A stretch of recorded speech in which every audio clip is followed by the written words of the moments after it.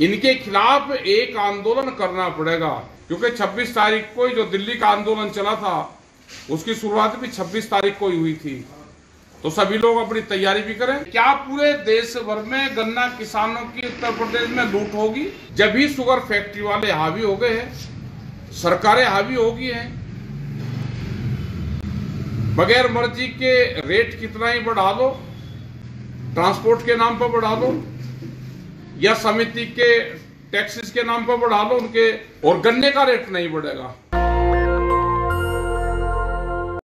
इन संविधान हम बात करेंगे खास करके जो गन्ना किसान हैं, जिस तरह से किराए भाड़े के नाम पे 3.5 रुपये बढ़ाया है गन्ने का रेट बढ़ाने के बाद में, तो सरकार ये कहने के हमने 30 रुपये नहीं बढ़ाया, हमने 26.5 रुपये बढ़ाया, तो क्या गन्ने का रेट यही बढ़ेगा? भाड़े के नाम पे जो 3.5 रुपये बढ़ा गया है, जो क्रैकेन से गन्ना आएगा किसान का, उसका तो और कम मिलेगा अब की बार। और जो रिजेक्ट वैरायटी है, क्या उसके रेट नहीं बढ़ेंगे? रिजेक्ट वैरायटी तो किसान के फायदे की है, जो चीज किसान के फायदे की है उसके रेट सरकार नहीं बढ़ाएगी।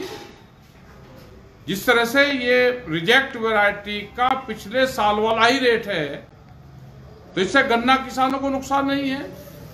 क्या शुगर फैक्ट्रियों को बिल्कुल चिन्नी वाली वैरायटी चाह रही कि खेत में चिन्नी की बोरी पैदा हो और मिल वाले उस पर मोहर लगाए अपना दे दें? जो ये अर्ली वैरायटी में है, इसमें कितना नुकसान किसानों को हो रहा है, और सिर्फ चिन्नी के भाव का रेट किसान को देते हैं। क्या जो मोलेसिस है, एथेनॉल बन रहा है, उससे बेगास निकल रही है, जो और चीज है, क्या इसका हिसाब शुगर फैक्ट्रियां देती है? घटतोली चल रही है। क्या पूरे देश भर में गन्ना किसानों की उत्तर प्रदेश में लूट होगी? ये जो तोल बाबू हैं, एक गांव का बाबू उसी गांव में दूसरे गांव में वहीं आसपास लग रहे हैं, उनसे घटतोली करवाते हैं। अगर किसान या गांव के लोग कहते हैं तो फिर ये कहते हैं ये तो इसी गांव का है। क्या इन्हीं लोग उससे घटतोली भी करवाएंगे?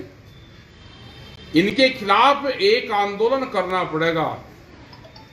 हमने आंदोलन करने छोड़ दिए, एक दिन के धरने प्रदर्शन हम कर रहे हैं, लेकिन हमारे आंदोलन छूट गए जब ही शुगर फैक्ट्री वाले हावी हो गए हैं, सरकारें हावी हो गई हैं। बगैर मर्जी के रेट कितना ही बढ़ा लो, ट्रांसपोर्ट के नाम पर बढ़ा लो या समिति के टैक्सेस के नाम पर बढ़ा लो उनके, और गन्ने का रेट नहीं बढ़ेगा।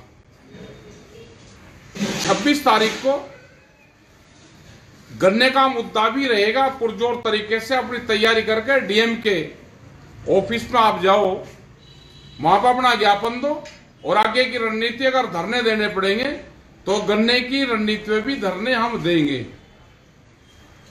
अब टाइट होना पड़ेगा, बगैर टाइट हुए काम चलेगा नहीं।